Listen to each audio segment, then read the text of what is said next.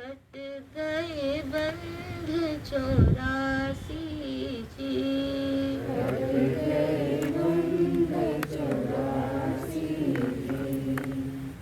श्रोताओं के रूप में उपस्थित सभी दिव्यात्माओं को मेरा प्रणाम।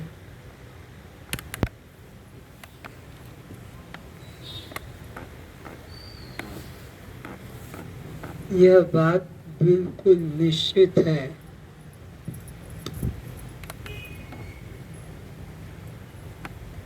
किसी भी क्षेत्र में कुछ भी सीखना है तो गुरु का होना आवश्यक है।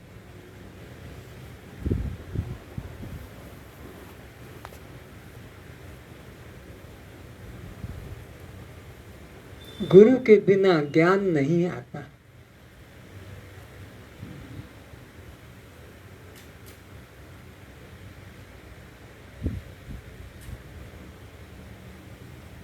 जनक जी भी गुरु की खोज में, मुझे ऐसा गुरु कोई मिले जो कि तत्काल मुक्ति का अनुभव करा सके।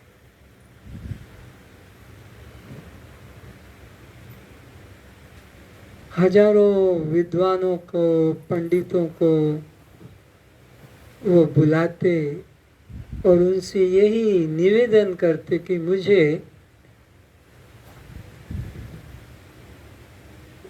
कोई ऐसा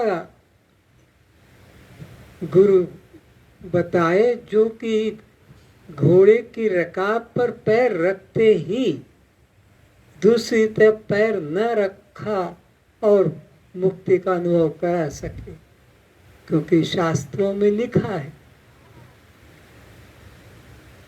पंडित लोग कथा करते हैं, अष्टावक्र जी उन्हीं से पूछते हैं कि ये बात सच है कि गलत है कि मैं घोड़े की रकाब पर पैर रखूं एक और दूसरा तरफ न रखूं, उतने बीच में मुझे ब्रह्म की अनुभूति हो सकती है। क्या ये वाक्य, ये वचन सत्य है? बोले बिल्कुल सत्य है। तो फिर मैं घोड़ा बुलाता हूँ और उसके एक रकाब पर पैर रखता हूँ और दूसरे पर रखूँ ना, उसके बीच में मुझे तुम करा सकते हो? बोले नहीं नहीं बाबा, हमसे ये काम नहीं हो सकता, हम नहीं करा सकते। तो फिर ये लाइन को काट दो जो लिखा है। नहीं, हम काट भी नहीं सकते हैं।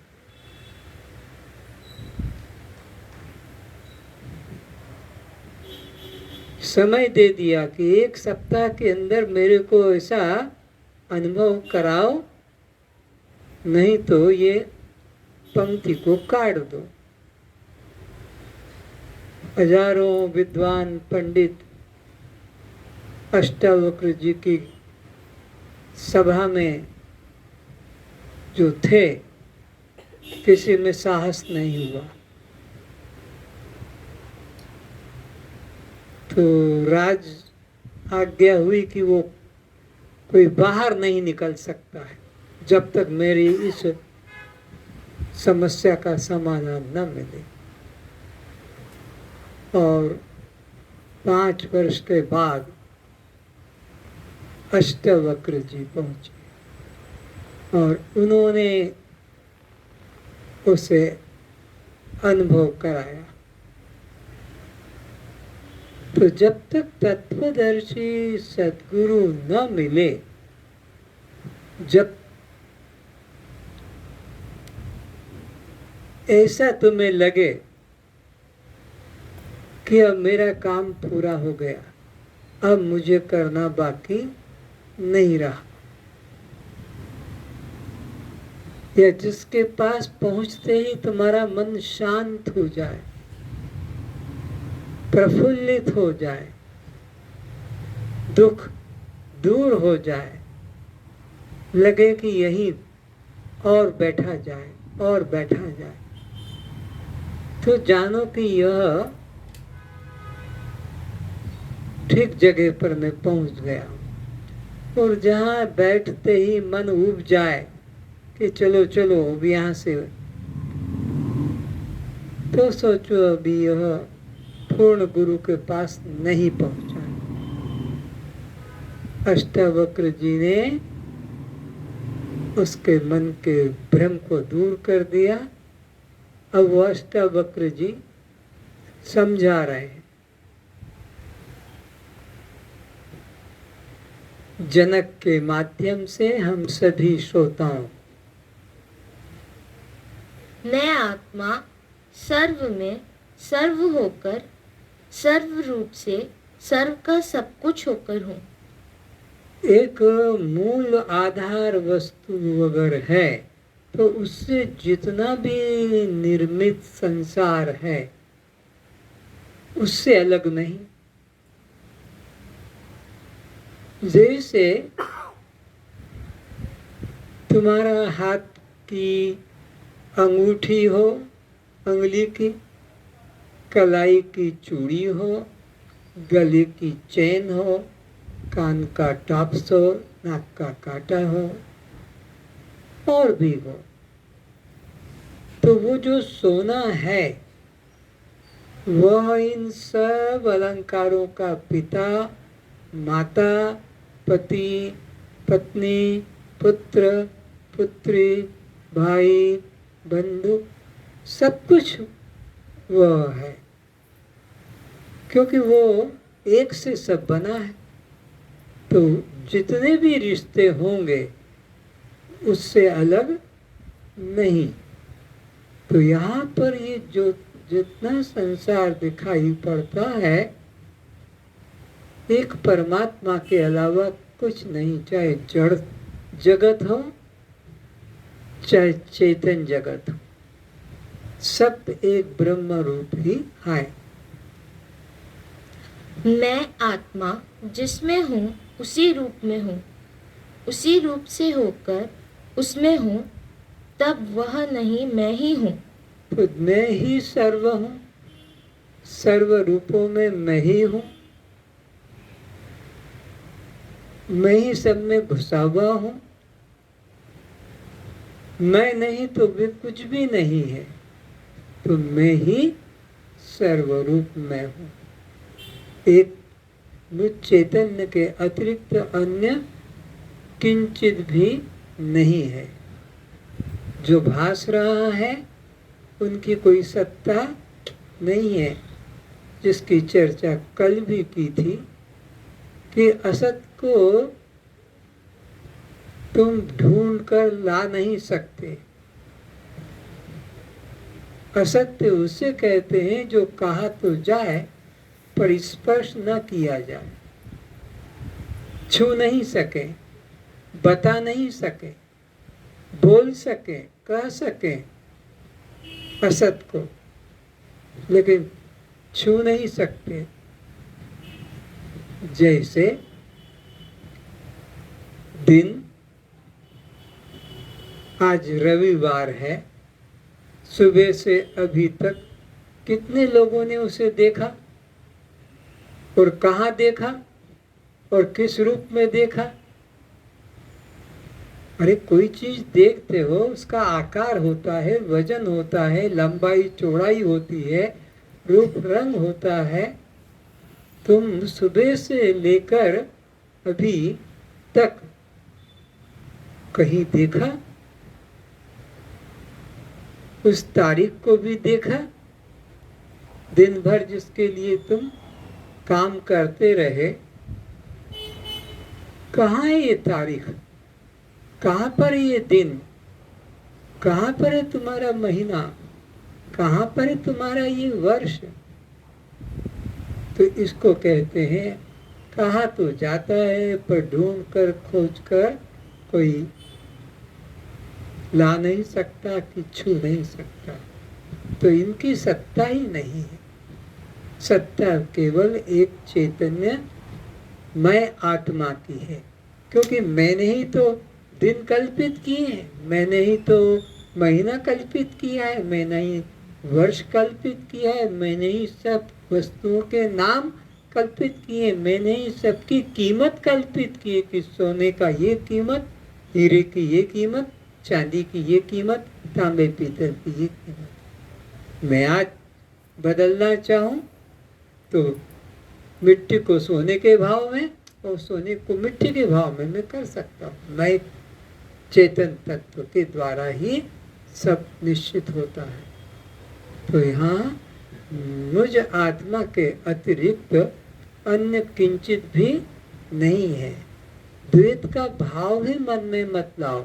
द्वैत भाव लाना ही दुख और बंधन का कारण है। स्वर्ण चूड़ी चूड़ी होकर चूड़ी रूप से, चूड़ी का सब होकर चूड़ी में है। स्वर्ण चूड़ी का रक्षक, आधार, स्वामी, पिता, माता, पति सब कुछ है। बिना स्वर्ण के चूड़ी, कंगन, चेन एक क्षण भी नहीं रह सकता। तो मूल चीज वस्तु क्या है? सोना। वही सत्य, बाकी सब कल्पना है। अलंकारों के नाम कल्पना है। तो ऐसे ही यहाँ पर भी एक ब्रह्म सत्ता ही है और बाकी ये सब नाम रूप कल्पना है। 84 लाख जो योनियां हैं, देवी देवता की जो कल्पना करते हो, ये सब कल्पना, केवल एकमात्र मैं ही सत्य हूँ। इसी तरह मैं आत्मा देह में देह रूप से देह होकर, स्त्री में स्त्री होकर, पुरुष में पुरुष होकर, नपुंसक में नपुंसक होकर, पशु में पशु होकर, कीट पतंग में कीट पतंग होकर, जड़ वृक्ष लता में जड़ होकर, चेतन में चेतन होकर, कल्पना में कल्पना होकर, मन में मन होकर, बुद्धि में बुद्धि होकर, इस तरह सर्व में सर्व होकर सर्व रूप में सर्व हूँ। सर्व में सर्व होकर सर्व रूप में मैं ही हूँ। मैं के अलावा, चेतन के अलावा कुछ भी नहीं। स्वर्ण से बने पदार्थ, नाम, आकार कल्पना है। सत्य में सब आकारों में एक स्वर्ण ही विद्यमान है। इसलिए ही मुझे कोई देख नहीं सकता, क्योंकि मैं ही सर्व हुआ हूँ।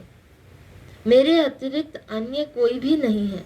तो जो चीज, जो मूल चीज है, उसको छुपा दिया है किसने? जो नहीं है। जो नहीं है उसने उसे छुपा दिया जो है। कौन है नहीं?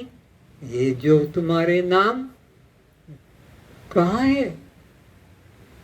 चूड़ी, चेन, अंगूठी कहाँ है? पर उन आकारों ने सोने को छुपा दिया। सोना दिखता नहीं है, चूड़ी, चेन, अंगूठी दिखती है। तो ऐसे ही यहाँ पर ये 84 लाख प्रकार के आकार दिखते हैं। इन्होंने उस सत्य आत्मा को छुपा दिया है, ढक दिया है। लेकिन वास्तव में तो एक स्वर्ण ही सत्य है। अलंकार सब कल्पित है, इनकी कोई सत्ता ही नहीं है। ऐसे ही एकमात्र यहाँ ब्रह्म है, चेतन तत्व है। उसके अलावा किसी की भी सत्ता नहीं है। पर इन नहीं वालों ने उसे छुपा दिया है जो है। तो नहीं है यह नाम रूप शरीर, लेकिन है क्या है? अस्थि भांति प्रिय। अस्थि भांति प्रिय सत्ता है ब्रह्म की, पर उस ब्रह्म को छुपा दिया है किसने? नाम और रूप ने। नाम रूप माया के अंश है, अस्थि भांति प्रिय ब्रह्म के अंश है, पर वो हमें प्रतीत नहीं होते। क्योंकि मैं सामान्य हूँ, जो दिखता है वह विशेष है। अभी तुम्हारी सबकी दृष्टि सामान्य पर नहीं जाती है, विशेष पर शीघ्र जाती है। और विशेष कल्पना है, विशेष असत्य है। ये राम कह दो, कृष्ण कह दो, दुर्गा, अम्बा, ये कहते ही दृष्टि पहुंच जाती है। लेकिन राम कृष्ण में, दुर्गा, सीता में जो सत्य वस्तु है, वो सामान्य तत्व उसको कोई भी विचार नहीं करते, विशेष को विचार करते हैं। विशेष शीघ्र मालूम पड़ता है, और वह जो सामान्य है, जिस पर विशेष अवलंबित है, वो सामान्य नहीं हम देख पाते हैं। तो स्वर्ण सामान्य है और चूड़ी चेन ये विशेष है। तो चूड़ी चेन विशेष तो हमको दिखते हैं और वही हमारी दृष्टि में आते हैं। सोना दृष्टि में नहीं आता है।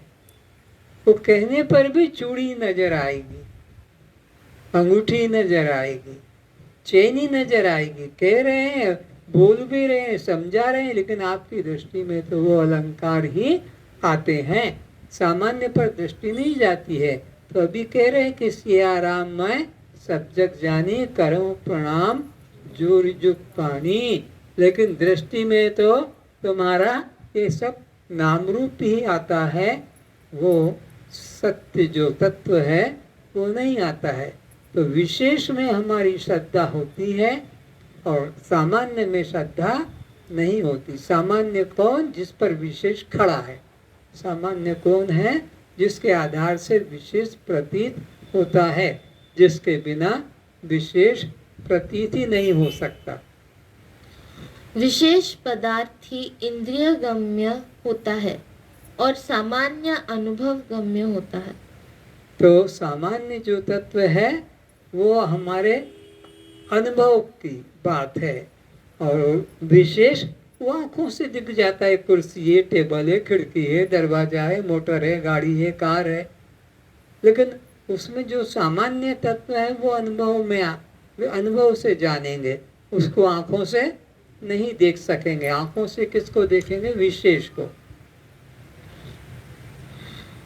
इस अनुभूति में सर्व नहीं मैं ही रहा है। अब भव सागर सूख गयो है, फिकर नहीं मुझे तरनन की। अब कहाँ रहा संसार? यही विमल विलोचन का उघड़ना ही यह निर्भय पद है। यही विमल विलोचन का उघड़ना। कहते हैं गुरु के द्वारा ज्ञान का अंजन लगाया जाता है आंखों में। ज्ञानांजन शलाकया चक्षुरुन्मीलितम, आंख का उघरना। अभी आंख कैसी है? बंद, फिर वो ज्ञान का अंजन से खुलती है। तो विमल विलोचन हिय के, मिठई दोष दुख भव रजनी के। तो यही आंखों का खुलना है। कौन सा? विशेष की जगह सामान्य दिखने लग जाए, सामान्य पर दृष्टि आ जाए तो हमारी आंख उगड़ गई, खुल गई, और हम ये संसार के नश्वर पदार्थों को, नाम रूप को देखें तो कहते हैं ये सब अंधे हैं, इनको अभी आंख खुली नहीं है। जिसका अनुभव स्वयं को हो, स्वयं ही करके हो, अन्य द्वारा न हो, वही तो स्वयं आत्मा है, वही तो मैं हूँ। इसलिए मैं हूँ को मैं ही प्रकट करता हूँ। तो मैं ही सामान्य रूप में हूँ और फिर मैं ही विशेष रूप में प्रतीत हो रहा हूँ। पर ये अनुभव की बात है, ये इंद्रिय गम्य संसार है। आत्मा इंद्रिय गम्य नहीं, वो अनुभव गम्य। शरीर, इंद्रिय, प्राण, मन, बुद्धि को मेरा पता नहीं चलता, क्योंकि मैं इस देह संघात से पृथक हूँ। यदि मैं कोई और होता तो इसका पता भी मैं को जरूर होता और उसे प्रकट करता, परंतु मैं हूँ, इसके सिवा और कुछ अनुभव नहीं होता। इसलिए मैं आत्मा वाणी का विषय नहीं हूँ। मैं अगर कुछ भिन्न होता तो मैं अनुभव कर लेता, देख लेता, पर मैं खुद ही हूँ तो खुद खुद को कैसे देखेगा, खुद खुद को कैसे जानेगा, खुद खुद को कैसे अनुभव करेगा। अभी आपके सामने आम अंगूर हैं, पेड़ा बर्फी है, तो आप अनुभव कर लेते हैं खट्टा मीठा का, आपसे वो भिन्न है। पर आप ही जब रसगुल्ला हो तो उसका स्वाद कैसे बताओगे? आप ही जब आम बन गए तो फिर आप उसका स्वाद कैसे ले सकोगे? तो मेरे से भिन्न अगर कुछ होता तब तो मैं उसका अनुभव करता, लेकिन मेरे से भिन्न यहाँ कुछ भी नहीं है। जैसा हूँ वैसा ही हूँ, यही भाव हर क्षण में रखना कल्याण का हेतु है। बस मैं जैसा हूँ वैसा ही हूँ, ना ऐसा हूँ ना वैसा हूँ, जैसा हूँ तैसा ही हूँ। इन्हें कोई उपाधि मत जोड़ो, जाति की, नाम की, पद की, रूप रंग की, कला की, कोई भी एक भी उपाधि अपने न हो। आप सहित जग निर्मूल न होई। तुलसीदास जी ने विनय पत्रिका में लिखा है, अपने सहित सारा संसार, आप सहित जग निर्मूल न हुई, तब लग कोटि कलप करिए मरिए, तरिए नहीं भाई। कोटि युगों तक कितने कितने कठिन साधन कर लो, पर जब तक अपने सहित जगत को निर्मूल नहीं करोगे कि ये सब नहीं है, केवल एक चेतन तत्व ही, जब तक ये भाव नहीं जगेगा तब तक कोटि कल्प करिए मरिए, तरिए नहीं भाई। तो एक तत्व का ही अनुभव करना है, जिसने यह एकोहम बहुश्याम संसार का रूप दिया है। संसार का मूल आधार एक सत ब्रह्म ही है, और उसने ही ये सब अपने आकार को निर्मित किया है। अभी प्रवचन के समय में मैं हूँ, परंतु क्या कोई बता सकता है कि मैं कहाँ हूँ, कैसा हूँ, क्या हूँ? सबका अभाव है, यही दृढ़ बोध है। मैं हूँ इसे कोई बताता है, तब मैं को ज्ञान होता है कि बिना किसी के बताए सबको सदा यह मैं हूँ का बोध बना रहता है। बिना बताए सबको यह ज्ञान नित्य है, परंतु इस मैं हूँ की नित्यता का ज्ञान सबको कहाँ? मैं के ऊपर जो उपाधियां हैं उसका ज्ञान तो सबको होता है कि मैं ये हूँ, मैं यह हूँ, यह मैं नहीं, यह मैं नहीं। पर जो मेरा असली रूप है मैं, जिन पर ये कोई उपाधि नहीं, उसका ज्ञान सबको कहाँ होता है? उसका ज्ञान नहीं, वो अनुभव गम्य है, वो इंद्रिय गम्य नहीं। पर ये इंद्रिय गम्य, मैं स्त्री हूँ, मैं पुरुष हूँ, गोरा हूँ, काला हूँ, जवान बालक बूढ़ा हूँ इत्यादि, ये सब इंद्रिय गम्य है। लेकिन मैं हूँ वो इंद्रिय का विषय नहीं है। यही आँख का बंद होना है, जो सद्गुरु कृपा से खुलना उघरना है। आँख का बंद होना क्या है? ये जो अपने को बाहर बाहर नाम रूप आकृति जाति वाला मान लिया, यही आँख का बंद होना है। और ये सब मैं नहीं हूँ, मैं केवल दृष्टा, केवल चेतन, केवल साक्षी आत्मा, यही आँख का खुलना है। इस ज्ञान के अभाव में ही यह जीव कभी अपने मैं को देह मानता है, स्त्री पुरुष मानता है, जैसे मंद अंधकार से, रस्सी के अज्ञान से रस्सी को सर्प मान लेता है। अभेददर्शी को दृश्य जगत भ्रांति मात्र दिखाई पड़ता है, इसलिए वह वासना मुक्त शांत होकर बैठ जाता है। अज्ञानी व्यक्ति को जैसे रस्सी में सांप दिखता है और वो भयभीत होता है, तो किंतु जो ज्ञानी है, जिसने जान लिया है कि ये रस्सी है, फिर वह भयभीत नहीं होता है, शांत होकर बैठ जाता है। ए लड़की, बार बार हाथ मत उधर करो, इधर हो, थोड़ा इधर, बस हाँ। और वह यह निश्चय कर चुका है कि मेरे सिवा अन्य कुछ भी नहीं है। ज्ञानी ये निश्चय कर लेता है कि मुझ आत्मा के अलावा, मुझ चेतन के अलावा अन्य कुछ भी नहीं है, इसलिए वह शांत होता है, भयभीत नहीं होता है। उसको कोई कामना, कोई चिंता, कोई वासना नहीं। वासना, चिंता, कामना तो उसको होती है जो अपने को अपूर्ण मानता है, और बाहर की वस्तु जब मुझे मिलेगी तब मैं पूर्ण हो जाऊंगा। इसलिए रात दिन वो बाहर की वस्तुओं को संग्रह करने में ही लगा रहता है। अब ये लाया हूँ, अब ये लाया हूँ। जब जब भी वो बाहर जाता है तो पूछता है, बताओ तुम्हारे लिए क्या लाऊं? अमेरिका जा रहा हूँ, इंग्लैंड जा रहा हूँ, ऑस्ट्रेलिया, क्या लाऊं, क्या लाऊं? अब की बार ये लाना, अब की बार ये लाना।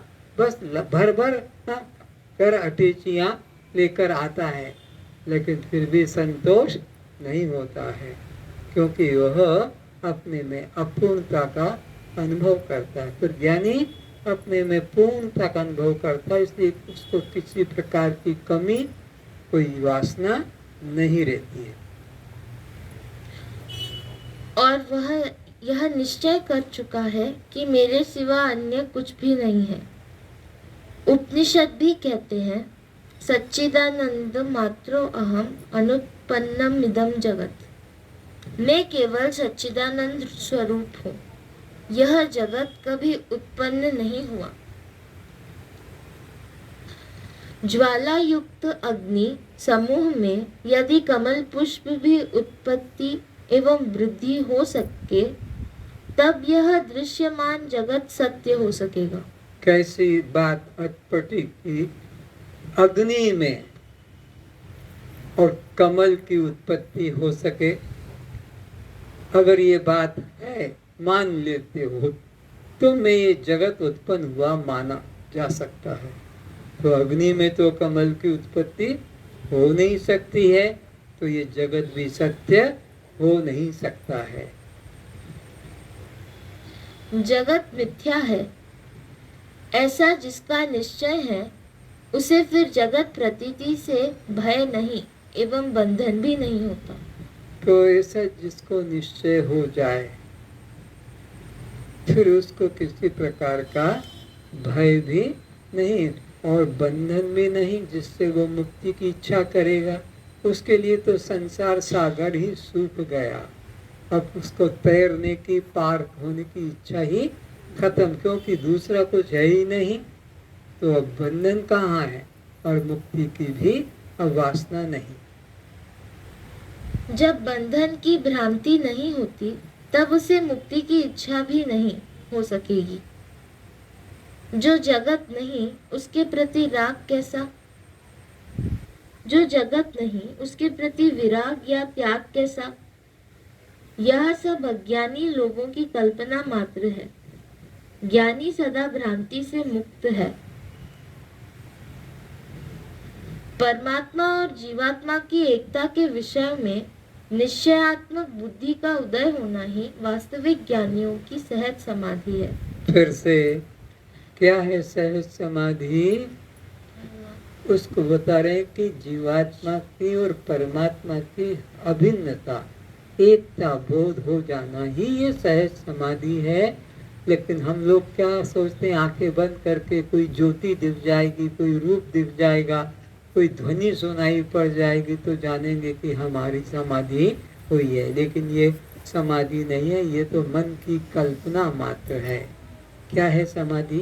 परमात्मा और जीवात्मा की एकता के विषयों में निश्चयात्मक बुद्धि का उदय होना। निश्चयात्मक बुद्धि, ये नहीं कि कभी तो हाँ मैं वही हूँ, वो मैं कैसे हो सकता हूँ, तो सर्वज्ञ है, मैं तो अल्पज्ञ हूँ।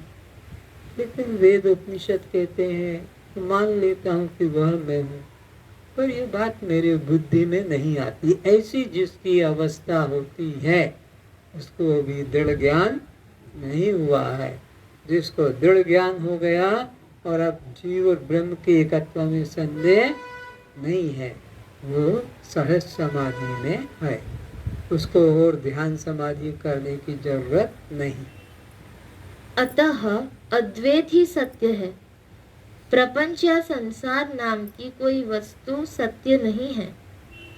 जैसे आकाश ही घटाकाश मठाकाश रूप में पुकारा जाता है, उसी प्रकार अज्ञानी पुरुषों ने परमात्मा को ही जीव एवं ईश्वर नाम से कल्पित किया है। तो यहाँ परमात्मा, ईश्वर और जीवात्मा तीन प्रकार के विवेक करने वाले हैं, लेकिन ये तीन नहीं है।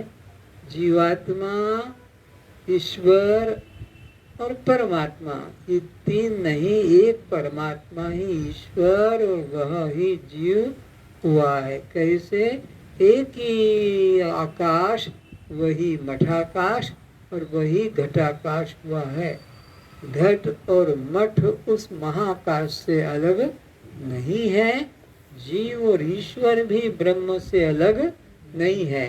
तो यह घट मठ उपाधि के कारण ही अखंड आकाश खंड खंड विभाजित प्रतीत होता है। ऐसे ही यह माया उपाधि और अविद्या उपाधि के कारण ही वह एक ब्रह्म भिन्न रूप से या त्रेत रूप से प्रतीत होता। पर त्रेतवाद सत्य सत्य है, अद्वैतवाद या अजातवाद। हे राम, वशिष्ठ जी कहते हैं, हे राम, संसार हुआ ही नहीं, है ही नहीं। तीन काल में संसार की सत्ता ही नहीं है। मैं न देह हूँ